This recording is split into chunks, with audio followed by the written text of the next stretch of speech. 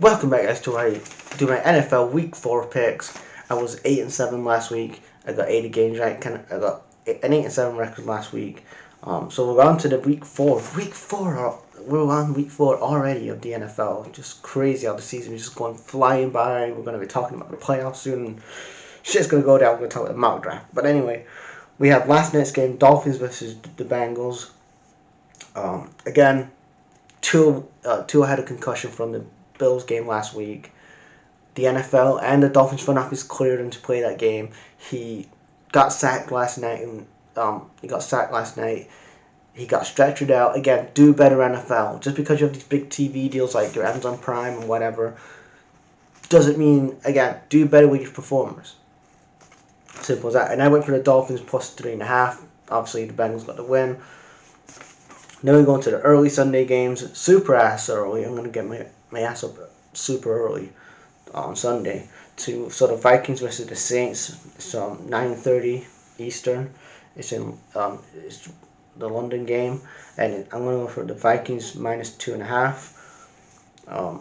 Then we have Browns versus the Falcons. Start Desmond Ridder. Falcons, just start Desmond Ridder. You know what Mariota? You know what you game with Mariota. Desmond Ridder, he's still improving. You don't know what he's got. Again, start Desmond Ridder and see what you have. You could win 6 or 7 games, but at least there's more upside in a Desmond Ridder than there is in a Mariota. Mariota's reached his potential. There's no more development with that guy. If you have Desmond Ridder, you can say, well, this is what we need for the offseason. This is what weapons we need around. This is the offensive line that we need to work around. Stuff like that. So again, I've gone for the Browns minus the 1.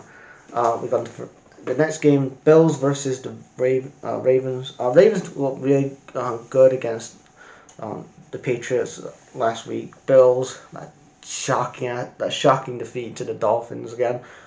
But I think they're going to bounce back, and I'm going for Bills minus 3. We have the Commanders. Again, the Carson Wentz deal. How great is that, Commander fans? This Carson Wentz deal. How great is that?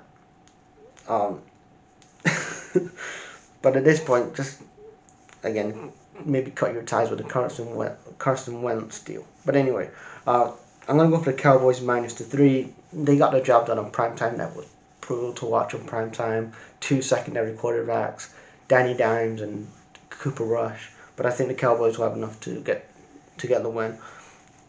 Then we have the Seahawks versus the Lions. Again, Geno Smith's going to be starting quarterback. He's done good since he's been in that position as quarterback. But again, I look at the Lions, even though they have Jared Goff as a quarterback, they're going to have too much for Seattle, and ultimately the Lions are going to win minus the 4. Then we have the Chargers. Again, Chargers have a lot of injuries. So they have Bosa, who has a groin injury. Herbert still is injured from last week. So, and then they have Rashad Slater, who's going to be out for the rest of the year, so it's a big loss for them. But I'm going to go for Texas plus the 5. Again, you look at them last week when they had Joey Bosa, they had Khalil Mack. They still look really mid. So again, I'm going to go for the Texans plus the 5 here. Then we have the Titans versus the Colts. Start Malik Willis. Is he going to do any worse than what Ryan Tannehill is going to do? Like, again, I said this in my recap on Monday. He's done his potential. Ryan Tannehill's reached the ceiling he has in Tennessee. It's time to get the young lion, the quarterback, Malik Willis, see what he has at the NFL level, and build around him. Build around the offense and the offensive line. You have Derrick Henry, who's a franchise starter in the Titans. In the Titans, you have Derrick Henry. You have Derrick Henry in Tennessee, so then you have something to build off. But again, I'm going for the Titans plus 3.5. You have the Bears. It's Bears football versus the Giants. Again, Giants. I'm going to go for Giants minus the 3. Again, you look at these two teams. I'm glad it's not on prime time, because imagine watching Bears football and Giants football, for God's sake. But Giants. What I'm liking about the Giants, I said this on Monday, is that I'm liking how Brian Daboll, he hasn't got the team yet, but he's building something, and he's doing the best he can with that roster he has, and he was 2-0 before Monday. He's got a backup quarterback in Danny Dimes. He has Rashawn Barkley. He has Evan Neal. Again, if he adds a couple more, gets a quarterback in the 2023 draft, there could be some good stuff going on for the Giants. But again, for the Bears, you look mid against the Texans again. Typical Bears football. Go for the defensive. You went for a defensive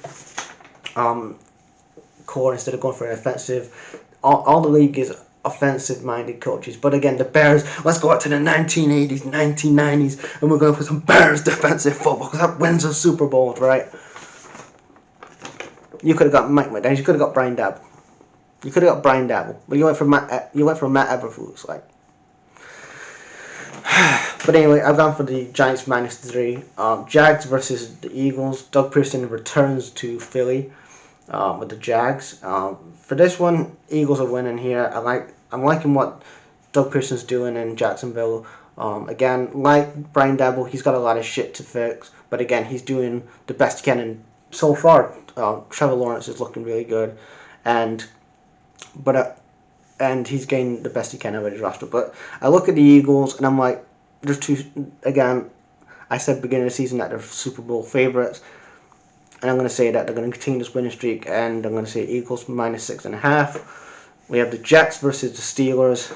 Start Kenny Pickett as quarterback, but knowing Mike Tomlinson, he's going to start fucking Mason Rudolph at quarterback. He's going to have Mason Rudolph at quarterback, or start Trubisky. He came out this week saying, "No, I didn't hear the fans chant Kenny Pickett again." Stop having. How is Kenny Pickett going to develop in the NFL if he's watching a damn iPad? You do not learn by watching another guy doing the same job that you got this guy for. Like, you got Kenny Pickett in the first round, the only quarterback in this year's draft that got drafted in the first round. That means that the other quarterback options you have in Mason Rudolph and a Mitchell Trubisky are not good enough. You look at him in Chicago, 4 years in Chicago, he didn't do shit in Chicago, for God's sake.